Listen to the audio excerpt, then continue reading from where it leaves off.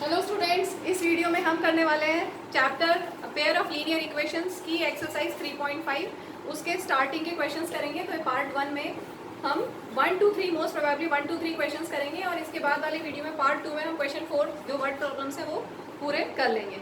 ठीक है, तो इस एक्सरसाइज को स्टार्ट करने से पहले क्वेश्चन 1 में हमें ये सब काम आएगा, इसलिए एक बार मैंने लिख दिया है।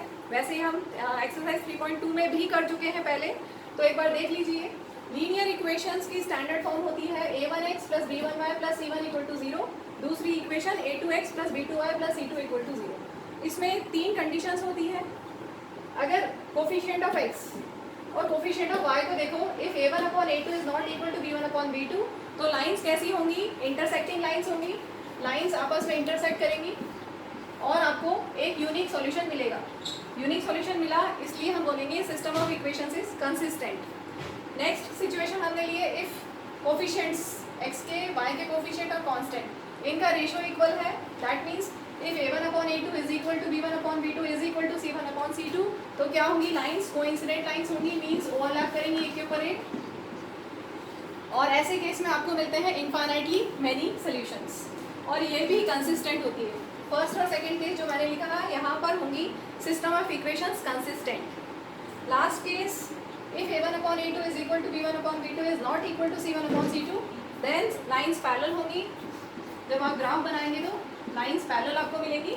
और ऐसे केस में क्योंकि लाइंस इंटरसेक्ट नहीं हुई हैं, ओवरलैप नहीं की है, तो कोई सॉल्यूशन नहीं मिला, नो सॉल्यूशन वाला केस है। और इस तरह की इक्वेशंस को बोलते हैं system of equations are inconsistent. ठीक है, तो ये इंट्रोडक्शन हो गया। अब हम एक्सरसाइज स्टार्ट करते हैं। क्वेश्चन 1 लेते हैं हम। क्वेश्चन 1 का फर्स्ट क्वेश्चन 1 में बोला है, which of the following pair of linear equations have unique solution, no solution और infinitely many solutions. In case there is a unique solution, find it by using cross multiplication method. तो देखिए, हम अभी cross multiplication से नहीं कर रहे हैं इसको, हम करेंगे इसको एलिमिनेशन से या सब्सटीट्यूशन से, क्योंकि इस सेशन में क्रॉस मल्टीप्लिकेशन मेथड डिलीट हो गया। वैसे वो आपको आना चाहिए, लेकिन अभी मैं इसको एलिमिनेशन मेथड से करवा रही हूँ। तो पहले हमें ये चेक करना है कि कैसी इक्वेशन है, यूनिक सॉल्यूशन मिलेगा या नो सॉल्यूशन मिलेगा या इनफाइनाइटली मेनी सॉल्यूशन मिलेगा। तो हम क्या निकाल लें? a1 upon a2, b1 upon b2 और c1 अपॉन c2 निकाल लें हम। तो चलिए कोफिशिएंट ऑफ x ले लेते हैं। a1 अपॉन a2 कितना होगा? कोफिशिएंट ऑफ x यहाँ पर है 1, यहाँ पर है 3। ठीक है, then b1 upon b2 means coefficients of y -3 upon -9, cancel करोगे तो 1 upon 3। c1 upon c2 -3 upon -2 that is 3 upon 2। तो यहाँ पे आपको क्या सिचुएशन मिली, क्या कंडीशन मिली? a1 upon a2 is equal to b1 upon b2 is not equal to c1 upon c2। ठीक है, ये दोनों इक्वल है, this is not equal to this. तो कैसी इक्वेशन है? Inconsistent, system of equations inconsistent है and you will get no solution. तो इसमें आगे करना ही नहीं है क्योंकि नो सॉल्यूशन है। Moving to second part, 2x plus y equal to 5, 3x plus 2y equal to 8। तो यहाँ पर स्टैंडर्ड फॉर्म में नहीं है, तो फर्स्ट स्टेप होता है स्टैंडर्ड फॉर्म में कन्वर्ट करना। स्टैंडर्ड फॉर्म का मतलब राइट साइड पे 0 हो, तो हम स्टैंडर्ड फॉर्म में कन्वर्ट कर देते हैं। 2x plus y minus 5 equal to 0।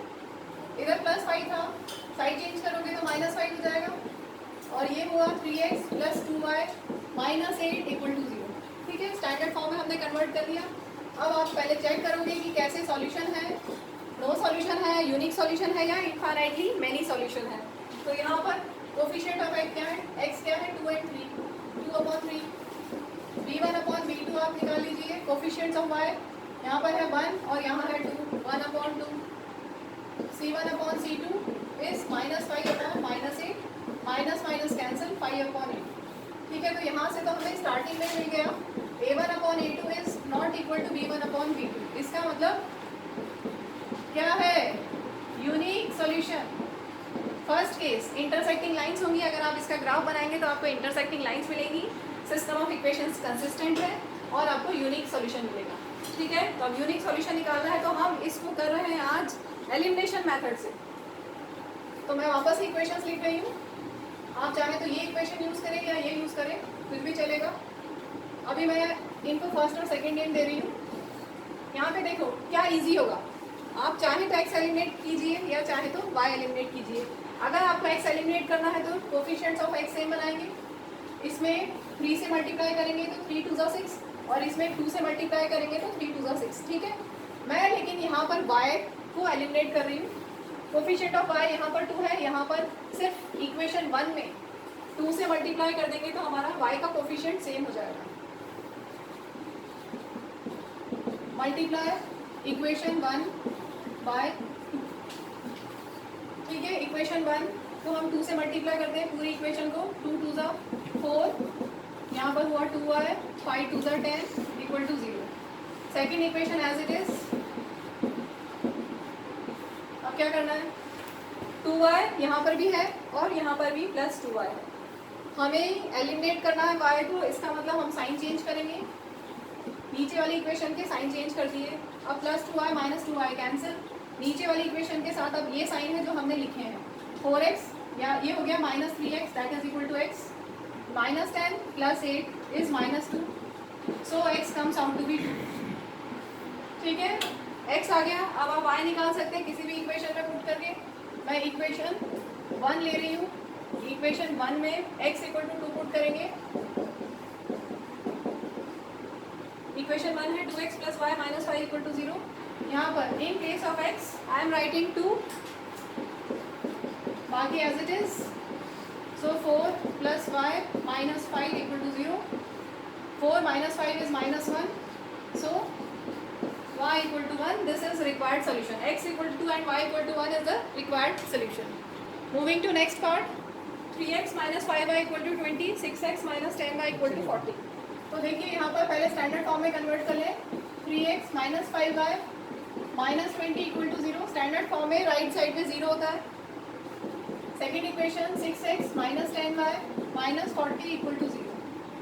अब पहले आपको चेक करना है कि किस तरह की इक्वेशन है ये। तो कोफिशिएंट्स ऑफ x ले लेते हैं, a1 upon a2 3 upon 6 that is equal to 1 upon 2, b1 upon b2 कितना होगा coefficients of y, minus 5 minus 10, cancel करोगे तो इसको भी मिलेगा आपको 1 upon 2, then c1 upon c2 constants minus 20 and minus 40, इसको भी सॉल्व करने से हमें मिला 1/2। तो ये कैसा केस है, a1 upon a2 is equal to b1 upon b2 is equal to c1 upon c2 means infinitely many solutions. Unique solution होगा कभी हम करेंगे एलिमिनेशन मेथड, यहाँ पर तो इनफाइनाइटली मैनी सॉल्यूशंस हैं तो कुछ ज़रूरत नहीं है करने की। ये कंप्लीट हो गया हमारा।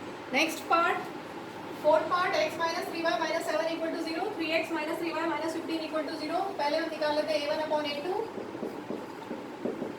कोफिशिएंट्स ऑफ x 1 यहाँ पर है 3, b1 upon b2 minus 3 upon minus 3 that is 1, c1 upon c2 minus 7 upon minus 15 that is 7 upon 15, ठीक है। तो यहाँ से आपको स्टार्टिंग में ही मिल गया a1 upon a2 is not equal to b1 upon b2।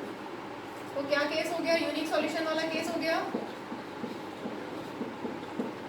Unique solution, intersecting lines graph बनाएंगे तो आपको मिलेंगी इंटरसेक्टिंग लाइंस और system of equations is consistent. अब क्योंकि यूनिक सॉल्यूशन है तो हमें फाइंड करना पड़ेगा, तो हम अभी कर रहे हैं एलिमिनेशन मेथड इन दोनों इक्वेशंस में। अरे तो बहुत इजी है, ये तो ऑलरेडी y के कोफिशिएंट सेम दिए हुए हैं, y के कोफिशिएंट्स पहले से ही सेम है तो मल्टीप्लाई कुछ करने की ज़रूरत नहीं है, हम y को एलिमिनेट कर देते हैं। क्या करें, साइन चेंज करेंगे तभी होगा ना y एलिमिनेट। यहाँ पर माइनस 3y है, यहाँ पर भी माइनस 3y, साइन चेंज कर दो, यहाँ पर प्लस माइनस प्लस, इधर प्लस था तो माइनस, माइनस था तो प्लस, माइनस था तो प्लस, ठीक है। अब minus 3y plus 3y cancel, x minus 3x is minus 2x, minus 7 plus 15 is plus 8। Further solve करते हैं, minus 2 equal to minus 8, minus minus दोनों साइड से cancel, 2x equal to 8, so x will be 8 upon 2, x equal to 8 upon 2 is 4। अब x को 4 को हमें equation 1 या equation 2 में पुट करना है, तो मैं इक्वेशन 1 ले रही हूँ। Equation 1, substituting the value of x equal to 4 in equation 1, ये स्टेटमेंट आप लिख लेंगे ना, substituting the value of x in equation 1, x minus 3y minus 7 equal to 0, in place of x we have to write 4, solve कीजिए। 4 minus 7 is minus 3, so so -3y equal to -3 right side में जाएगा +3 हो गया, यहाँ से y कितना मिल जाएगा हमें 3/-3 और y इक्वल टू 1, तो हमें मिल गया x equal to 4 and y equal to -1। Question 1 complete. Next part question 2, for which values of a and b does the following pair of linear equations have an infinite number of solutions। तो infinite solutions के लिए क्या condition है, a1/a2, यहाँ लिख दूँ मैं, a1/a2 equal to b1/b2 equal to c1/c2। ये है इनफाइनाइट कंडीशंस, इनफाइनाइट सॉल्यूशन की कंडीशन। तो पहले हम यहाँ पर लिख लें कि हमारे पास a1 a2 क्या है, a1 क्या है, ध्यान से देखो, a1 क्या है 2, ठीक है, b1 क्या है, सॉरी a2 क्या है a minus b. Coefficients of x देखो ध्यान से, कोफिशिएंट ऑफ x कितना है 2, यहाँ पर कितना है a माइनस बी, ठीक है। तो इक्वेशन में ये कंडीशन हमारे पास है, इसमें हम पुट करें a1 की जगह 2 a2 means coefficient of x is a minus b is equal to का साइन b1/b2। b1 क्या है, coefficient of y, coefficient of y is 3/b2 क्या है, कोफिशिएंट ऑफ y यहाँ पर कितना है a plus b is equal to c1/c2। Condition में हमें लेना है एक स्टेप और मैं कर दूं पहले, क्योंकि यहाँ पर हमने स्टैंडर्ड फॉर्म में नहीं लिखा है, तो पहले इनको स्टैंडर्ड फॉर्म में लिख दें, 2x plus 3y -7 equal to 0, और सेकेंड इक्वेशन में a minus b into x plus a plus b into y minus of 3a plus b -2 equal to 0। क्या किया है, स्टैंडर्ड फॉर्म में लाने के लिए राइट साइड में 0 करते हैं, तो c1 और c2 को हमने लेफ्ट साइड में शिफ्ट किया है, 7 लेफ्ट साइड में जाएगा तो -7, और ये पूरा टर्म लेफ्ट साइड में जाएगा तो माइनस लिख दिया बाहर ब्रैकेट में डाल के। क्लियर, स्टैंडर्ड फॉर्म में हमारे पास अब है, तो c1/c2 लिख सकते हैं, c1 इज -7 और c2 is minus of 3a plus b -2, minus minus यहाँ पर कैंसिल हो जाएगा, ठीक है। अब हम आगे बढ़ते हैं, अब क्या करना है आपको, इन से सॉल्व करके a और b की एक इक्वेशन बनानी है, क्रॉस मल्टीप्लाई करेंगे, ध्यान से देखिए, क्रॉस मल्टीप्लाई, ये वाला टर्म a प्लस बी इधर जाके क्रॉस होके मल्टीप्लाई हो जाएगा इक्वल टू 3 के साथ में ये इधर जाके मल्टीप्लाई हो जाएगा, ठीक है। 2 और 3 लिखा हमने, a प्लस बी की साइड चेंज की, क्रॉस मल्टीप्लाई कर रहे हैं, और a माइनस बी को भी 3 के साथ क्रॉस मल्टीप्लाई। अब सॉल्व करते हैं, 2a plus 2b equal to 3a minus 3b, सारी टर्म्स को लेफ्ट साइड में ले आओ, 2a plus 2b minus 3a plus 3b equal to 0, like terms लेके सॉल्व करेंगे, 2a minus 3a minus a, 2b plus 3b 5b, ये हमारी बन गई इक्वेशन 1। सेम ऐसे ही अब हम सेकंड और थर्ड ले लेते हैं और इनको क्रॉस मल्टीप्लाई करते हैं, ध्यान से देखो, अब हमारे पास है ये, इनको क्रॉस करें, क्रॉस करके मल्टीप्लाई,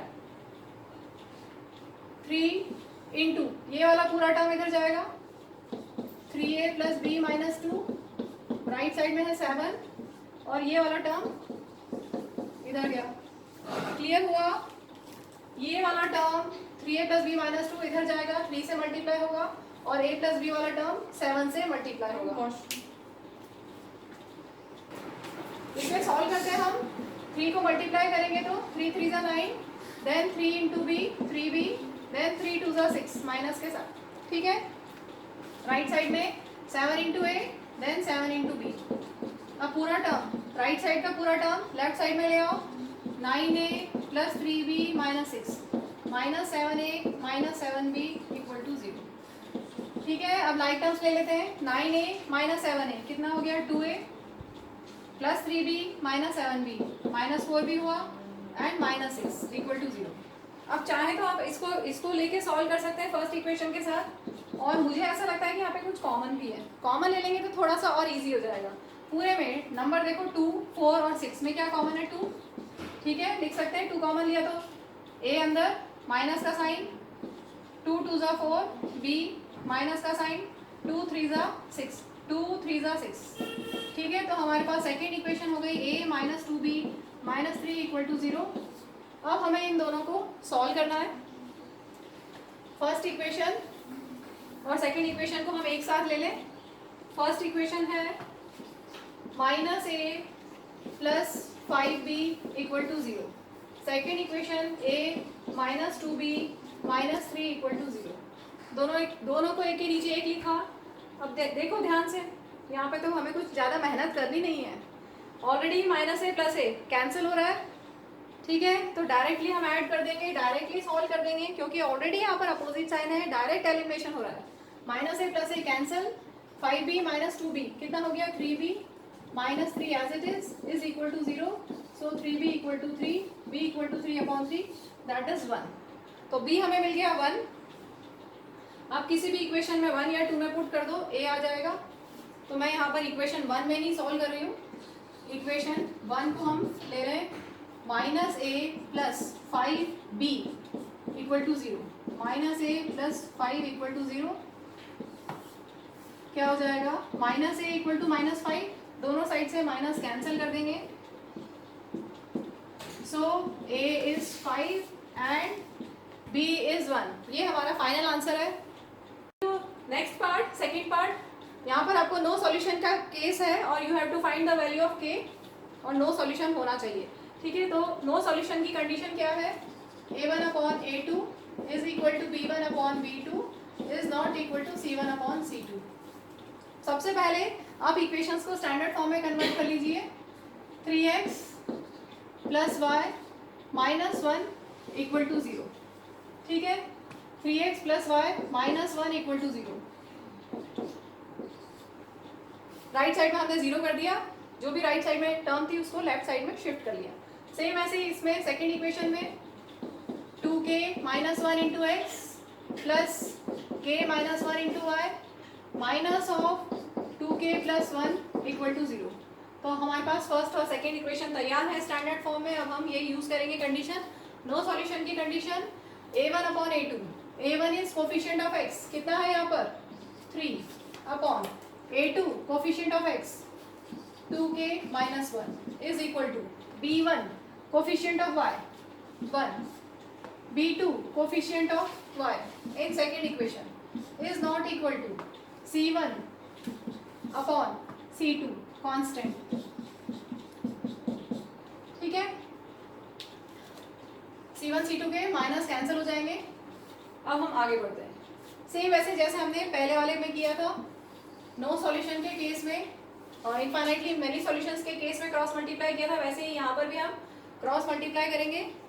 ये क्रॉस मल्टीप्लिकेशन मेथड नहीं है, ये क्रॉस मल्टीप्लाई कर रहे हैं हम सिर्फ। ठीक है, हम इसको सॉल्व कर रहे हैं एलिमिनेशन मेथड से आगे, और यहाँ पर हमने सिर्फ क्रॉस करके मल्टीप्लाई किया है, ये क्रॉस मल्टीप्लिकेशन मेथड नहीं है।